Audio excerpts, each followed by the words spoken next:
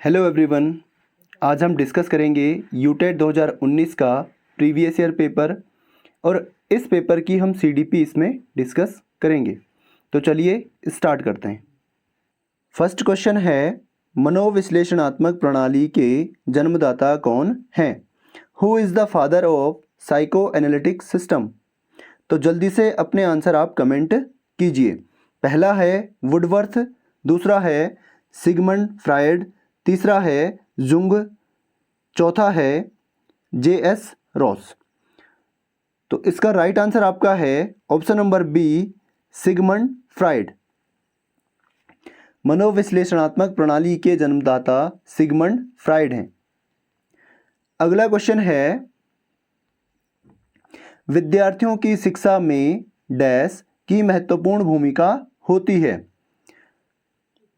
Dash play an important role in the education of students.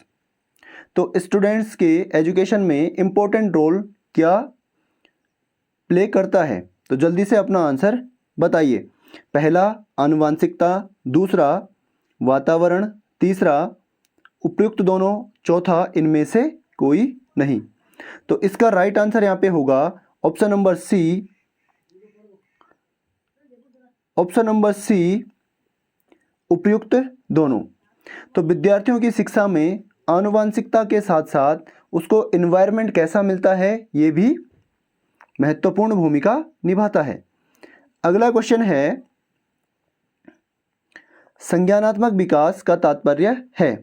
पहला ग्रहण की गई संवेदी सूचनाओं का रूपांतरण, दूसरा ग्रहण की गई सूचनाओं का निस्तारण, तीसरा सूचनाओं का संग्रहण एवं पुनः प्रस्तुतिकरण। Cognitive development means option A transformation of received sensory informations, दूसरा इलेबोरेशन ऑफ रिसीव्ड इंफॉर्मेशंस, तीसरा storage and recovery of information, D all of above. तो इसका राइट आंसर यहाँ पे है ऑप्शन नंबर डी, उपयुक्त सभी। क्योंकि जो कॉग्निटिव डेवलपमेंट है, संज्ञानात्मक जो विकास है, उसमें क्या होता है, सूचनाओं का विस्तार भी होता है, संग्रहण भी होता है और उनको दोबारा से हम प्रस्तुत भी कर सकते हैं। जितनी भी मेंटल एक्टिविटीज़ होती हैं वो सारी की सारी कॉग्निटिव डेवलपमेंट के अंतर्गत आती हैं। नेक्स्ट क्वेश्चन है, गर्भधारण से लेकर जन्म तक की अवस्था को क्या कहते हैं? What is the stage called from conception to birth? तो गर्भधारण से लेकर जन्म तक की अवस्था क्या कहलाती है? काफ़ी इजी क्वेश्चन है। इसका राइट आंसर हो जाएगा ऑप्शन नंबर ए, प्रसव पूर्व अवस्था या प्रीनेटल स्टेज। इसकी जो अवधि होती है वो लगभग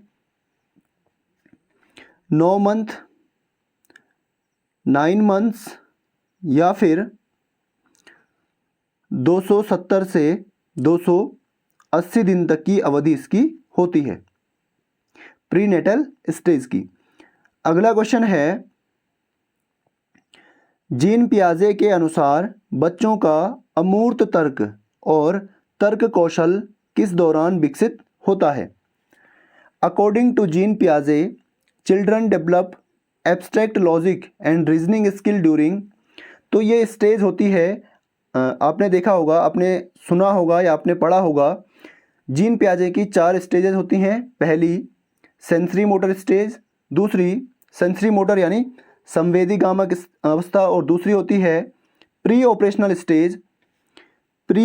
स्टेज यानी पूर्व संक्रियात्मक अवस्था, तीसरी होती है कॉन्क्रीट यानी मूर्त संक्रियात्मक अवस्था, और चौथी होती है फॉर्मल यानी औपचारिक संक्रियात्मक अवस्था। तो इसमें जो मूर्त कंसेप्ट होते हैं, जो मूर्त तर्क होता है वो आता है कॉन्क्रीट स्टेज में, और जो अमूर्त तर्क होता है वो आता है आपका फॉर्मल ऑपरेशनल स्टेज में। ऑप्शन नंबर सी इसका राइट आंसर हो जाएगा। अगला क्वेश्चन है, व्यक्तित्व मापन की CAT विधि दी गई थी? Child apperception test, child apperception test method of personality measurement was given by. तो CAT जो मेथड है पर्सनैलिटी मेजरमेंट का वो किसने दिया था? ऑप्शन नंबर ए स्किनर ने, ऑप्शन नंबर बी बेलक ने, सी हॉलैंड ने, डी मूरे ने। तो इसका राइट आंसर यहाँ पे हो जाएगा ऑप्शन नंबर बी बेलक ने। अगला क्वेश्चन है, और ये किसकी विधि है? पर्सनैलिटी मेजरमेंट की, यानी व्यक्तित्व इसके द्वारा मापा जाता है। अगला क्वेश्चन आपका है TAT हेतु कितने कार्ड हैं? TAT हेतु कितने कार्ड होते हैं? How many cards are there for TAT, यानी थीमेटिक अपरसेप्शन टेस्ट के लिए कितने कार्ड होते हैं? तो इसका राइट आंसर यहाँ पे है 31। यहाँ पे कोई भी आंसर इसका सही नहीं है। टोटल 31 कार्ड होते हैं, जिसमें से 10 कार्ड में महिलाओं के चित्र, 10 में पुरुषों के चित्र, और 10 कार्डों में महिला और पुरुष दोनों के चित्र, और एक कार्ड क्या होता है? खाली होता है। तो इसको आपको याद रखना है। और इसको जो ये टेस्ट है TAT, इसको विकसित किया था मॉर्गन और मूरे ने। मॉर्गन और मूरे ने। अगला क्वेश्चन है, निम्नलिखित में से कौन सा वृद्धि और विकास का सिद्धांत नहीं है? Which of the following is not the principle of growth and development? तो जल्दी से अपना आंसर बताइए। पहला व्यक्तिगत भिन्नताओं का सिद्धांत, दूसरा सेल्फ पेसिंग का सिद्धांत, तीसरा निरंतरता का सिद्धांत, चौथा पैटर्न का सिद्धांत। तो इसका राइट आंसर यहाँ पे हो जाएगा option number be self pacing का सिद्धांत वृद्धि और विकास का सिद्धांत नहीं है। इंडिविजुअल डिफरेंसेस, इसका मतलब है अलग अलग व्यक्तियों में जो है विकास में क्या होते हैं? डिफरेंसेस होते हैं, भिन्नताएं होती हैं। अलग अलग व्यक्ति अलग अलग रूप से विकसित होता है। सी का अर्थ है निरंतरता का सिद्धांत, यानी जो विकास है वो कंटिन्यू लगातार चलता रहता है। पैटर्न का सिद्धांत है कि एक प्रजाति, अगर मनुष्य है तो मनुष्य हर जगह, चाहे वो विश्व के किसी भी देश में हो, वहाँ पे जो मनुष्यों का विकास होगा वो ऐसे ही होगा जैसे इंडिया में होता है। पहले बच्चा है तो वो पहले क्या करेगा? शुरू में वो रोता है, उसके बाद वो धीरे धीरे पैरों और हाथों की सहायता से चलता है, फिर धीरे धीरे उठने लगता है। तो ऐसे ही हर जगह जो इंसान के बच्चे होंगे वो ऐसे ही विकसित होंगे। और जैसे हाथियों का पैटर्न है, अगर हाथी है, हाथी की प्रजाति है, तो उनका विकास वैसे ही होगा जैसे हाथियों का विकास इंडिया में होता है। तो पूरे देश में, पूरे विश्व में हाथियों का विकास उसी तरीके से या उसी पैटर्न पर होगा। अगला क्वेश्चन है, MLL न्यूनतम अधिगम स्तर मूल रूप से एक ऐसा उपागम है जिसकी मान्यता है कि MLL is basically an approach which assumes. MLL का मतलब है मिनिमम लेवल ऑफ लर्निंग। तो जो मिनिमम लेवल ऑफ लर्निंग है, इसका मतलब है कि पहला, किसी भी कार्य को सभी विद्यार्थी न्यूनतम स्तर तक सीख सकते हैं। सभी अधिगम कार्य सीखे नहीं जा सकते हैं। सभी उद्देश्यों को प्राप्त नहीं किया जा सकता है। डी उपयुक्त में से कोई नहीं। तो इसका राइट आंसर यहाँ पे हो जाएगा ऑप्शन नंबर ए, किसी भी कार्य को सभी विद्यार्थी न्यूनतम स्तर तक सीख सकते हैं। तो ये होता है न्यूनतम अधिगम स्तर, यानी जो भी चीज़ हम उनको पढ़ा रहे हैं तो सभी विद्यार्थी उनको कम से कम इतना तो उनको आना ही चाहिए। अगला क्वेश्चन है, निम्नलिखित में से किस क्षेत्र में अधिगम का अधिकतम हस्तांतरण संभव है? In which area of the following maximum transfer of learning is possible? जल्दी से अपने कमेंट कीजिए। पहला स्मरण में, दूसरा सामान्यीकरण में, तीसरा अवबोधन में, चौथा आदतों का निर्माण। तो इसका राइट आंसर यहाँ पे होगा ऑप्शन नंबर बी, जनरलाइजेशन में, यानी सामान्यीकरण सामान्यीकरण में। सामान्यीकरण से मतलब होता है कि जो भी हमने चीज़ें सीखी हैं उनको हम अप्लाई कर पा रहे हैं या फिर नहीं कर पा रहे हैं। यदि हमने स्कूल में किसी बच्चे को आज कोई कंसेप्ट सिखाया या कोई टॉपिक सिखाया, तो अगर उस टॉपिक को या कंसेप्ट को वो अपने जीवन से संबंधित जो कार्य होते हैं उनमें अप्लाई कर पा रहा है, तो इसका मतलब वहाँ पे अधिगम का अधिकतम हस्तांतरण हो रहा है और इसी को कहते हैं सामान्यीकरण। नेक्स्ट क्वेश्चन है, पियाजे के अनुसार प्राक संप्रत्ययात्मक एवं अंतर्दर्शी अवधि संबंधित है। अकॉर्डिंग टू पियाजे, pre conceptual and intuitive period is related to. Pre conceptual यानी जब कंसेप्ट से पहले का, जब वो अवधारणा सीखता है या मूर्त चीज़ें वो सीखने लगता है, उससे पहले की जो स्टेज है वो कौन सी है? तो इसका सिंपल आंसर हो जाएगा प्री ऑपरेशनल स्टेज, जो कि ऑप्शंस में नहीं है। तो इसका राइट आंसर होगा option number D. Next question है, अभिप्रेरणा का चालक सिद्धांत किसके द्वारा दिया गया है? Drive theory of motivation has been given by. Option number A Victor Hume, option number B Maslow, option number C R S. Woodworth, option number D Skinner.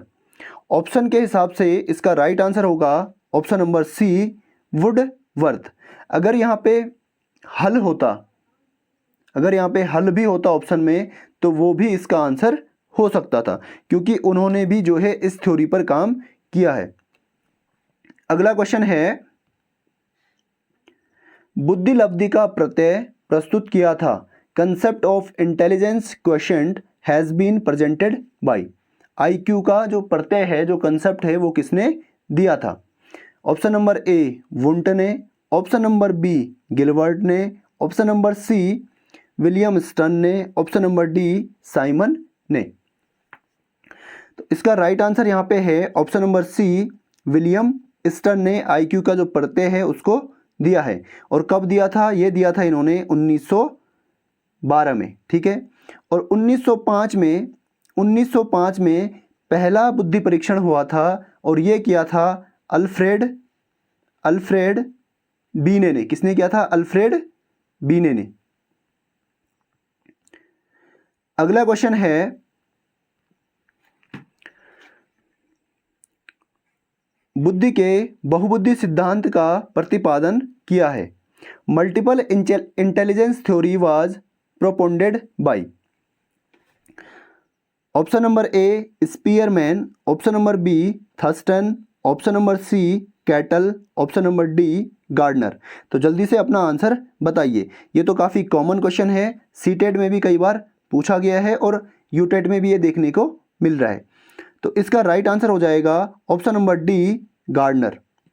Harvard Gardner ने बहुबुद्धि सिद्धांत दिया है, जिसमें 8 या 9 तरीके की क्या है बुद्धियां हैं, जैसे इंट्रापर्सनल, इंटरपर्सनल, स्पेशियल, आपकी न्यूमेरिकल हो गई, म्यूजिकल हो गई। तो ये सारी इसमें क्या है इंटेलिजेंस है। अगला क्वेश्चन है, उस श्रेणी को पहचानिए जो अधिगम के स्थानांतरण के प्रकारों को सूचित नहीं करती है। पहला धनात्मक और ऋणात्मक, दूसरा क्षैतिज लंबीय यानी हॉरिजॉन्टल और वर्टिकल, तीसरा एक पक्षीय द्विपक्षीय यूनिलेटरल और बाइलेटरल, चौथा वन टेल्ड और टू टेल्ड एक पुच्छीय और दो पुच्छीय। तो इसका राइट आंसर है ऑप्शन नंबर डी एक पुच्छीय और दो पुच्छीय।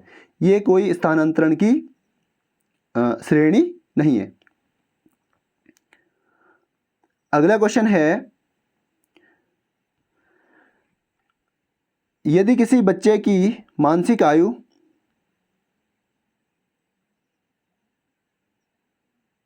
यदि किसी बच्चे की मानसिक आयु 5 वर्ष है और कालानुक्रमिक आयु 4 वर्ष है, तो बच्चे की बुद्धि लब्धि क्या होगी?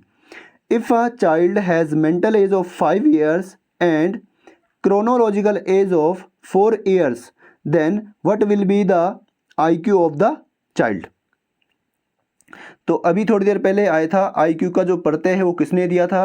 विलियम स्टर्न ने 1912 में। और इसी का जो फॉर्मूला है वो होता है IQ equal to mental age upon chronological age into 100। ठीक है, तो मेंटल एज यहाँ पे है, मानसिक आयु है 5, क्रोनोलॉजिकल एज यानी कालानुक्रमिक एज है 4 इंटू 100। तो यहाँ पे अगर मैं इसको देखूँ तो 4 से कटेगा ये 25 बार और 25 पंजे 125।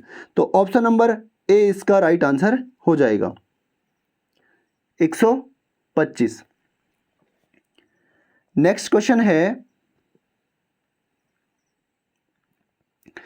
थॉर्नडाइक ने सीखने का नियम नहीं दिया था। इनमें से कौन सा नियम थॉर्नडाइक का नहीं है? Thorndike has not given this law of learning. तो थॉर्नडाइक का आपको पता है, थॉर्नडाइक ने बिल्ली पे प्रयोग किए थे और उसने 3 नियम दिए थे।